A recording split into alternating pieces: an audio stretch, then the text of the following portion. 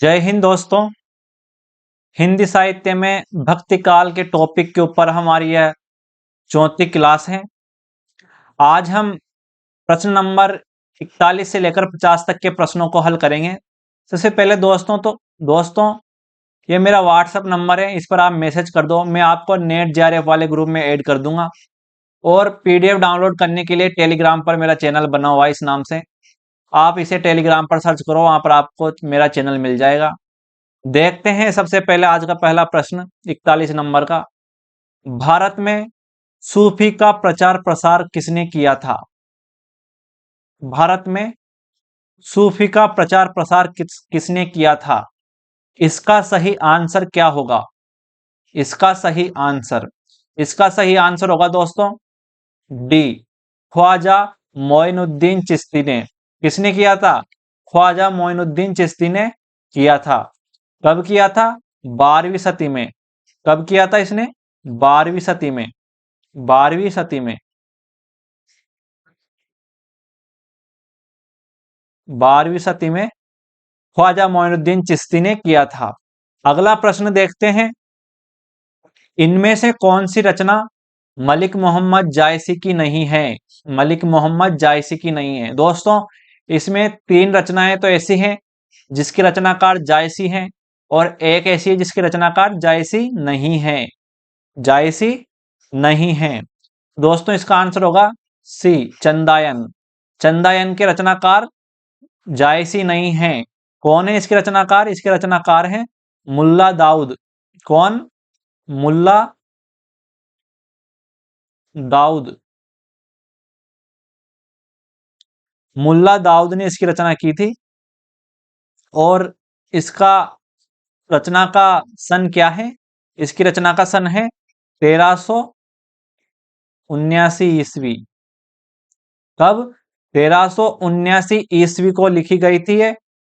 दोस्तों पद्मावत की बात करें, पद्मावत जायसी की बहुत महत्वपूर्ण रचना है और इस पर अधिकतर प्रश्न बन जाते हैं हर बार इसमें से कुछ ना कुछ प्रश्न। तो इसका जो प्रकाशन वर्ष, इसका जो रचना काल है उसका समय है 1540 ईस्वी। 1540 ईस्वी को यह लिखी गई थी, 1540 ईस्वी में। और अगर इस्लाम के जो संवत है इस्लाम का, उसके हिसाब से कब लिखी गई थी? 927 हिजरी। कब?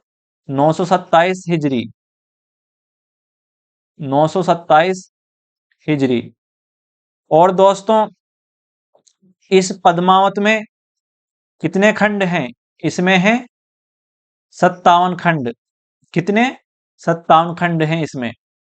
57 खंड। अगला प्रश्न देखते हैं दोस्तों। हिंदी का पहला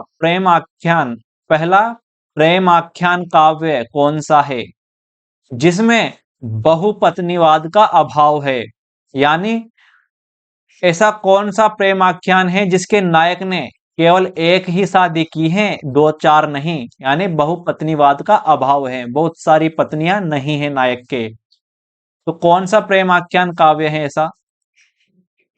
इसका आंसर होगा दोस्तों मधुमालती। मधुमालती। मधुमालती का जो रचना काल है वह है 1545 ईस्वी। कब का? 1545। 1545 ईस्वी में लिखी गई थी ये। और मधुमालती के रचनाकार कौन है? मज्जन। कौन? मज्जन। मज्जन ने इसकी रचना की थी। और इसका नायक कौन है? मनोहर।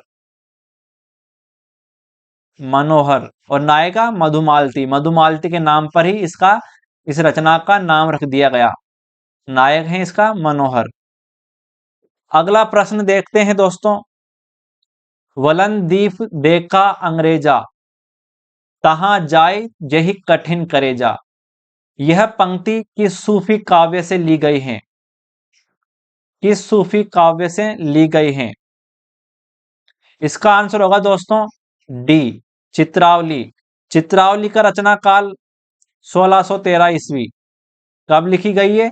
1613 ईस्वी में। और लिखने वाला कौन है इसे? उस्मान। उस्मान ने लिखी है। दोस्तों इसमें अंग्रेजों के द्वीप का वर्णन किया गया है। अगला प्रश्न देखते हैं, अनुराग बांसुरी किसकी रचना है? अनुराग बांसुरी किसकी रचना है? इसके रचयिता कौन है? इसके रचयिता, इसका आंसर होगा दोस्तों सी, नूर मोहम्मद। किसने लिखी थी ये? नूर मोहम्मद ने। और कब लिखी थी? इसकी रचना की थी 1764 ईस्वी। कब? 1764, 1764 ईस्वी में लिखी थी ये। और दोस्तों इसे लिखने के लिए इस कवि ने बरवे और चौपाई का प्रयोग किया था। किसका? बरवे और चौपाई। दोस्तों अभी तक इसमें जो रचना हुई थी, जिन रचनाओं की रचनाकार ने रचना की थी, उनको अधिकतर दोहे और चौपाई में लिखा गया था, लेकिन अनुराग बांसुरी की रचना बरवे और चौपाई में हुई थी। अगला प्रश्न देखते हैं, जान कवि ने कितने ग्रंथ की रचना की? जान कवि ने कितने ग्रंथ की रचना की? कितने ग्रंथ लिखे इसने, जान कवि ने?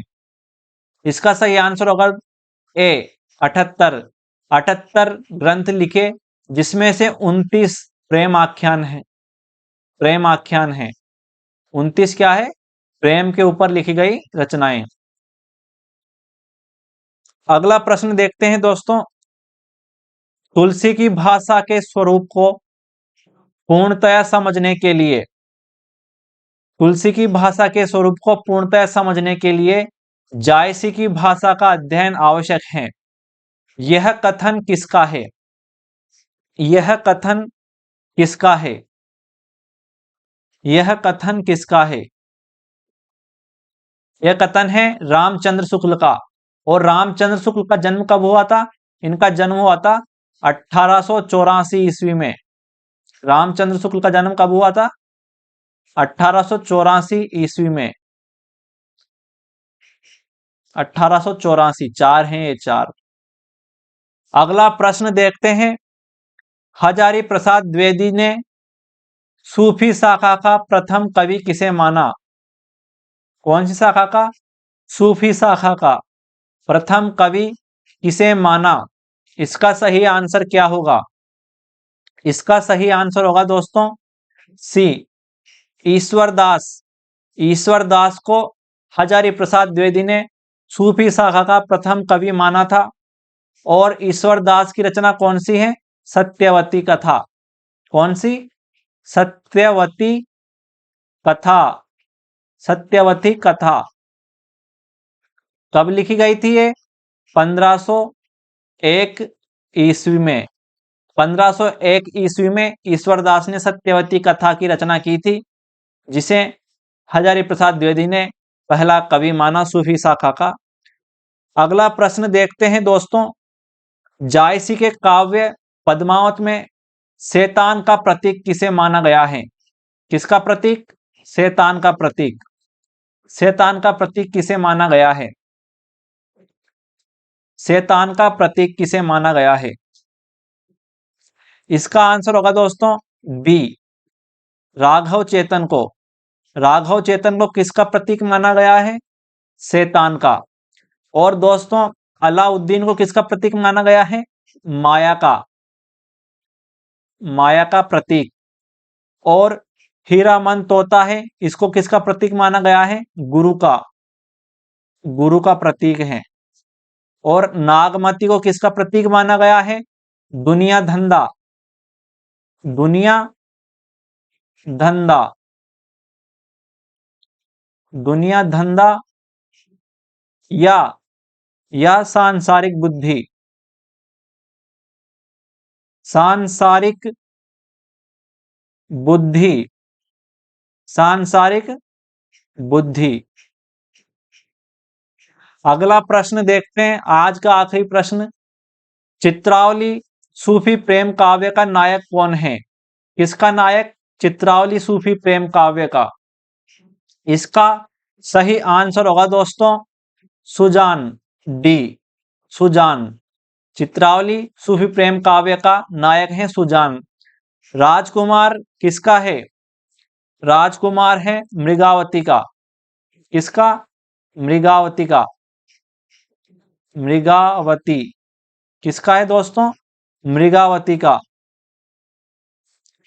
मनोहर किसका है? मधुमालती का।